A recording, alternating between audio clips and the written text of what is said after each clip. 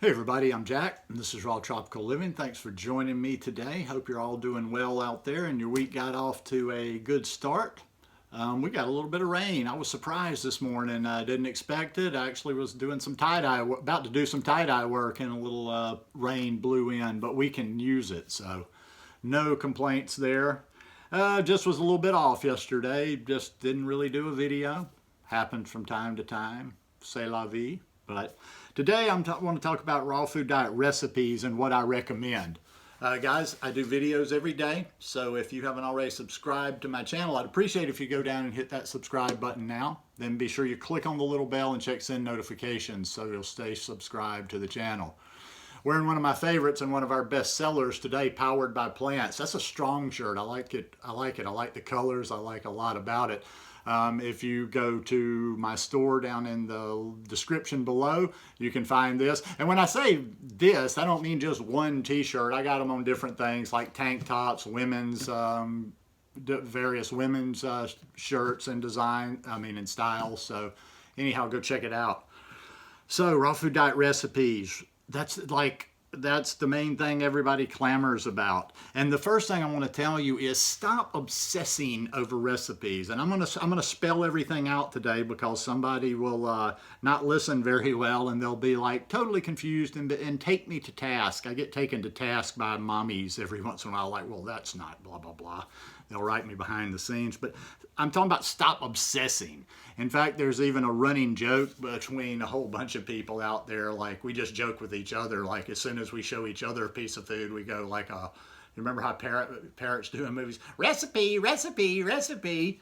Now, what I'm saying here, so this is where you listen very carefully. I'm not saying recipes are not important. I'm not saying don't ask people for recipes. I'm just saying this next level obsession. There's this recipe crowd out there that all they do every single time they see a piece of food is just recipe. And you know damn good and well they're not going to make it. They're just kind of obsessing over recipes. I guess some people just like are recipe fans or whatever. Listen, I'm always going to say, get yourself a good base. You got to find what you like. But God, I think about myself, and even when I'm in the mood to be making food, I just don't cycle through that many recipes. I'm thinking about between the ones I have and the ones from other people I will recommend. It's not like I've got this repertoire of 30 or 40 different things that I make, and I really don't think that many people do either. So what I'm saying, I'll clarify again. If you really like to make a bunch of recipes, so be it. But it's not like, it's almost kind of like putting things off. Like, well, when I get plenty of recipes, then I'll be able to do this raw food thing or whatever. But it's just like the recipes aren't going to get you there. But you do need good stuff that you enjoy. And that's before that also addresses using other people's recipes. Everybody's taste is different, especially with mine. Now, you guys know I'm not a real recipe guy. And, I go through periods where sometimes I'm going to start creating recipes, but I'm not a recipe guy. And honestly, that is not, with all the stuff I've got going on, that's just not where my interest lies, is in going into the kitchen so I can create some content and just squeezing my brain and thinking about what I can come up with. Usually any recipes that are originals of mine, they just kind of happen. I've tried a couple of things and they happen. I share other people's recipes that are not mine. And anytime there's a source, I try to give, props to the source. But I just don't do a lot of recipes. When it comes to other people's recipes, always has to be easy for me.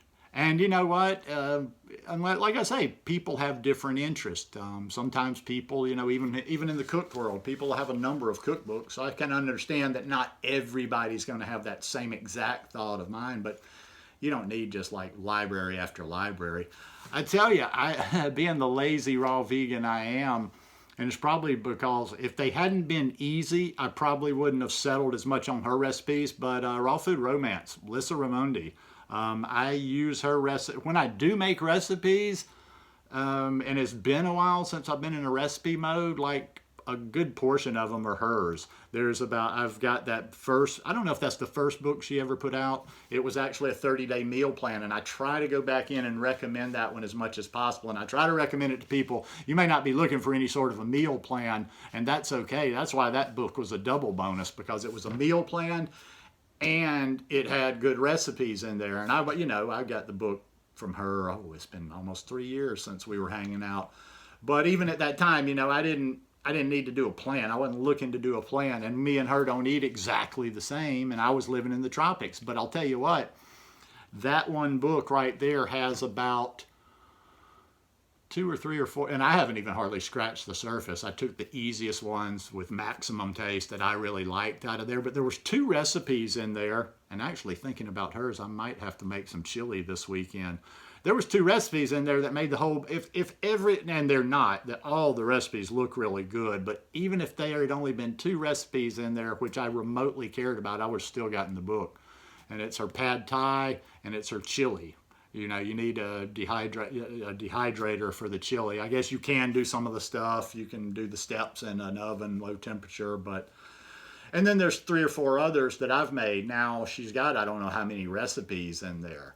And I've got her other book, The Dips and Dressings. I haven't made one thing in that because I just, especially since I've been back in the States, I just haven't been much in a food making mode.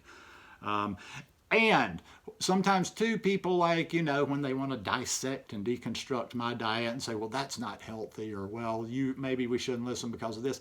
I keep telling you people over and over and over, use some of the stuff I'm giving to you. Don't necessarily troll and look and try to follow my exact diet, because I'll tell you why. I was thinking about it. I'm crazy, but with this issue I had in my rib cage, which is a lot better now. Most of my days are great. I can get back to work. I can work all day. But I'm catching up from last year, from, almost 6 months. So I am going all day long, all day, every day. So I'm kind of like those busy people out there that are go, go, go, and they eat bad. The only difference being is I probably am not, I don't eat complete all the time. I'm trying to keep the calories up this summer because I don't want to lose lose a lot of weight like I did last summer. But yeah, I'm aware of that sometimes. Like, Jack, there's not enough variety. You need to be getting more of this. You need to be getting more of that. And, and then I'll tighten myself up. And like today, I'm probably going to make a salad. But I do the best I can. And that's why I do those green smoothies. And people are like, well, why don't you do the green smoothies? Because it's a very easy way. A number of reasons. It's an easy way for me to get a lot of calories at one time. It's an easy way for me to stuff in a whole bunch of greens. I get my spirulina, my hemp seeds, my pumpkin seeds, whatever. So I can bang out a lot in just that one meal of the day. But no, I'm not eating ideally how I would like to be eating. I tell you what, if you were to come here and you just were at my command and I said, okay, you go shop for this and I want this for dinner, yeah, I'd probably eat some more interesting stuff. But like I say, and I've said this before on the raw food diet that I do versus the standard American diet, yeah, even people eating other ways can criticize my diet, but how's the standard American diet working out for you? So yeah, I miss out on some things. I probably am not as complete as I could be all the time, but I'm kind of living like that busy person that drops through the fast food drive-through, eats stuff on the go, whatever, only I'm doing a healthier version of it. But I know that I'm not, listen, I'm smart enough to know that I don't necessarily get everything I need all the time. But yeah, the recipes. So look for recipes. Number 1, look for recipes that you're going to like. Number 2, unless you're like a real foodie or a real kitchen person, look for easy recipes. And if you are a real foodie and you are a real kitchen person, you can probably create your own recipes. Get yourself a book. Get yourself an old recipe book. Get yourself a cookbook. And look at recipes and emulate. Just figure out, because people that are good in the kitchen can do that. I can't do that. It's like reading another language to me, but a lot of people that are good in the kitchen, have done a lot of cooking in the past, or just have some skills, they can do that. They can take a regular cookbook with eggs and meat and dairy and this and that, and they know how to plug in different things. They know how to take, okay, well, I can substitute this for the egg. I can substitute this for the dairy. But number one thing, get recipes you like. Don't necessarily go step by step. That's why sometimes when I show some food, they're like, I don't give measurements because I'm constantly adjusting them. And also too, even if I gave measurements, I had kind of strong taste. Like when I use garlic, I like a lot of garlic. I like a lot of this or that. So it's going to be different for everybody. And I always say, no matter who it is, take everybody's recipe, tweak it a little bit based on your taste. But no, there's great books out there. Melissa, she's got a whole library of them, so I haven't even seen except for 2 of them. So you could probably just eat nothing but her food, and it's really good, and it's not boring, and it's not going to take a lot of time.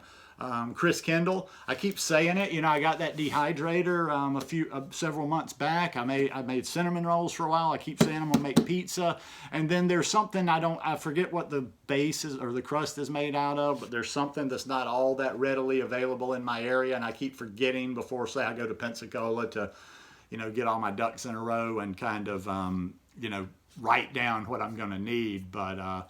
He's got some excellent recipes, and I can tell you stuff too. Those are both personal endorsements because I've eaten both of their foods. You know, he's the chef at Woodstock. There's Miss Naturally Ashley, who also good friend of his, helps him at Woodstock. Just go look for her on Instagram. I don't know if she has I think she has some books. I think they've co-done some books, but Miss Naturally Ashley. I've got a friend in the ATL, Atlanta. She just dropped a book about a month ago, and she's got 2 more coming. Now, I've only seen bits and pieces because I follow her on Instagram, and she'll share a recipe and talk about how the book's coming.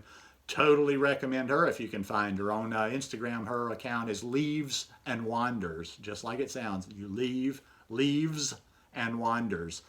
But yeah, I've never been all into the recipe thing. I've never been like, oh, I want to try everything. I find myself about 5 or 6 things, and I groove with them. But anyhow, that's my opinion on the recipe thing. Nothing wrong with them. Different strokes for different folks. Just, you know, like there's tons of content out there.